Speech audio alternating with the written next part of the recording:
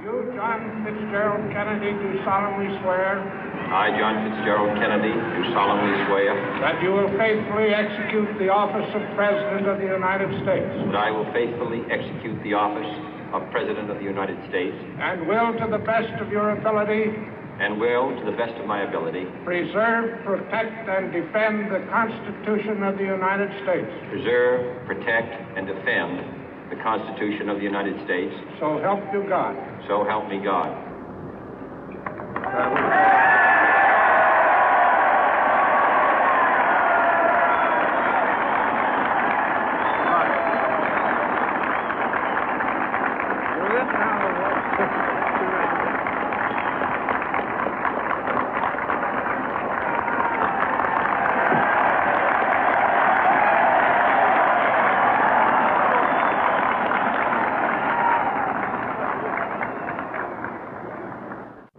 Vice President Johnson, Mr. Speaker, Mr. Chief Justice, President Eisenhower, Vice President Nixon, President Truman, Reverend clergy, fellow citizens.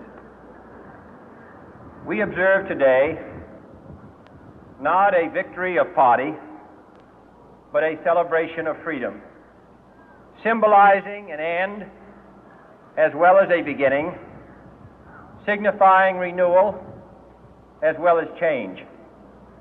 For I have sworn before you and Almighty God the same solemn oath our forebears prescribed nearly a century and 3/4 ago. The world is very different now, for man holds in his mortal hands the power to abolish all forms of human poverty and all forms of human life. And yet the same revolutionary beliefs for which our forebears fought are still at issue around the globe. The belief that the rights of man come not from the generosity of the state, but from the hand of God. We dare not forget today that we are the heirs of that first revolution. Let the word go forth from this time and place to friend and foe alike that the torch has been passed to a new generation of Americans born in this century, tempered by war, disciplined by a hard and bitter peace, proud of our ancient heritage, and unwilling to witness or permit the slow undoing of those human rights to which this nation has always been committed and to which we are committed today at home and around the world.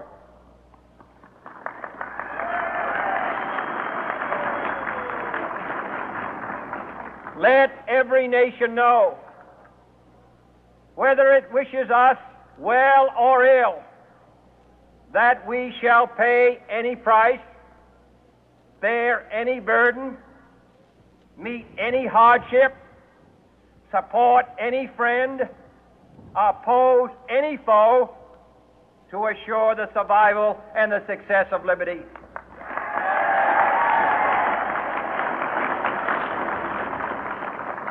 This much we pledge and more.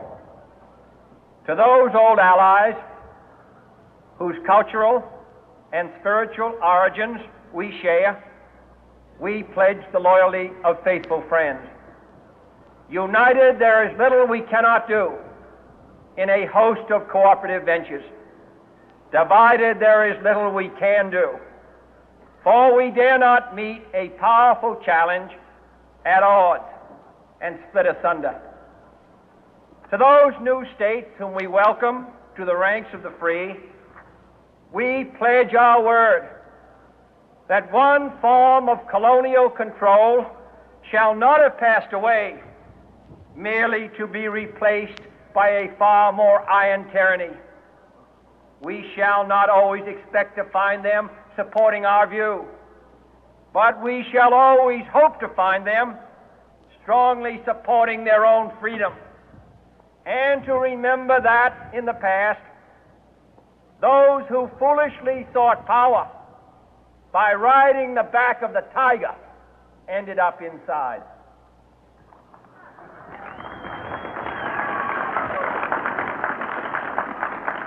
To those people in the huts and villages of half the globe struggling to break the bonds of mass misery, we pledge our best efforts to help them help themselves for whatever period is required, not because the communists may be doing it, not because we seek their votes, but because it is right. If a free society cannot help the many who are poor, it cannot save the few who are rich.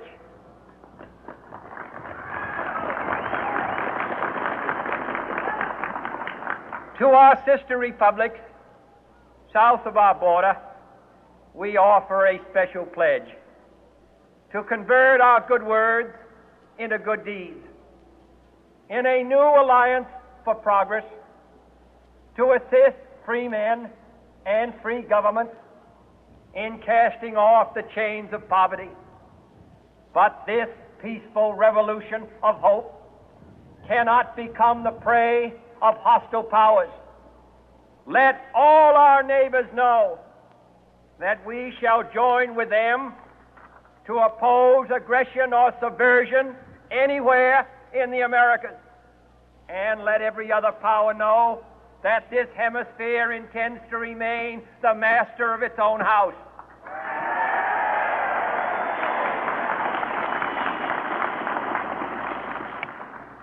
To that World Assembly of Sovereign States, the United Nations, our last best hope, in an age where the instruments of war have far outpaced the instruments of peace, we renew our pledge of support to prevent it from becoming merely a forum for invective, to strengthen its shield of the new and the weak, and to enlarge the area in which its writ may run.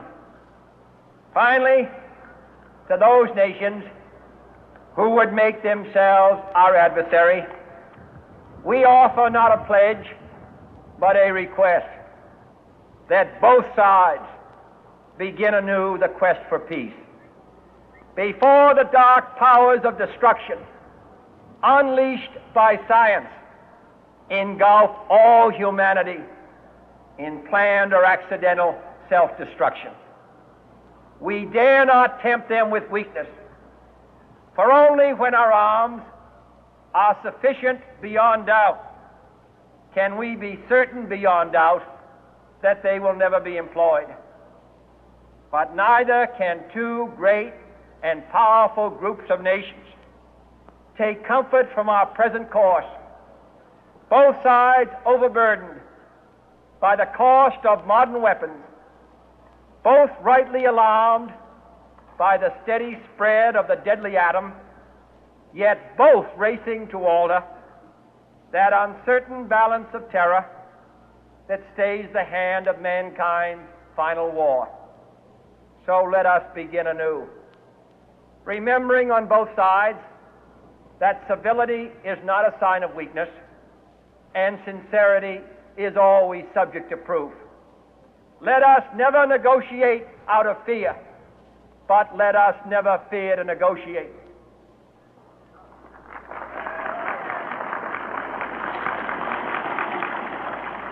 Let both sides explore what problems unite us, instead of belaboring those problems which divide us. Let both sides, for the first time, formulate serious and precise proposals for the inspection and control of arms, and bring the absolute power to destroy other nations under the absolute control of all nations.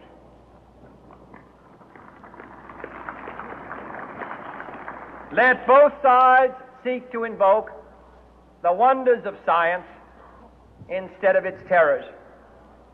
Together, let us explore the stars, conquer the deserts, eradicate disease, tap the ocean depth, and encourage the arts and commerce. Let both sides unite to heed in all corners of the earth the command of Isaiah to undo the heavy burden and let the oppressed go free. And if a beachhead of cooperation may push back the jungle of suspicion, let both sides join in creating a new endeavor, not a new balance of power, but a new world of law, where the strong are just and the weak secure and the peace preserved. All this will not be finished in the first 100 days, nor will it be finished in the first 1,000 days, nor in the life of this administration, nor even perhaps in our lifetime on this planet. But let us begin.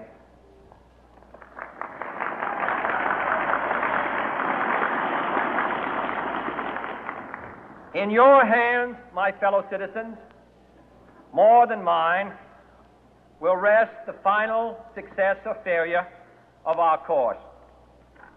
Since this country was founded, each generation of Americans has been summoned to give testimony to its national loyalty. The graves of young Americans who answered the call to service surround the globe.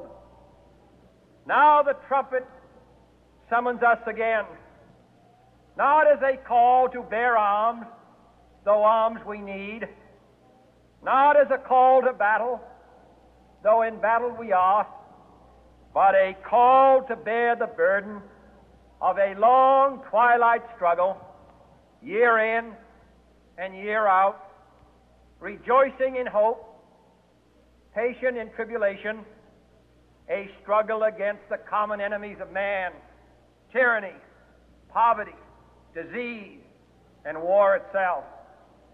Can we forge against these enemies a grand and global alliance, north and south, east and west, that can assure a more fruitful life for all mankind? Will you join in that historic effort?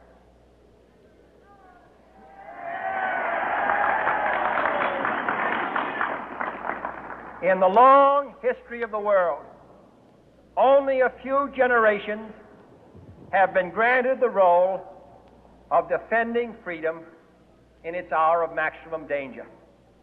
I do not shrink from this responsibility. I welcome it.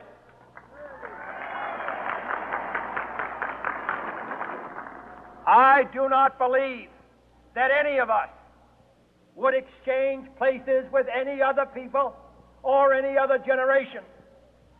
The energy, the faith, the devotion which we bring to this endeavor will light our country and all who serve it. And the glow from that fire can truly light the world. And so, my fellow Americans, ask not what your country can do for you. Ask what you can do for your country.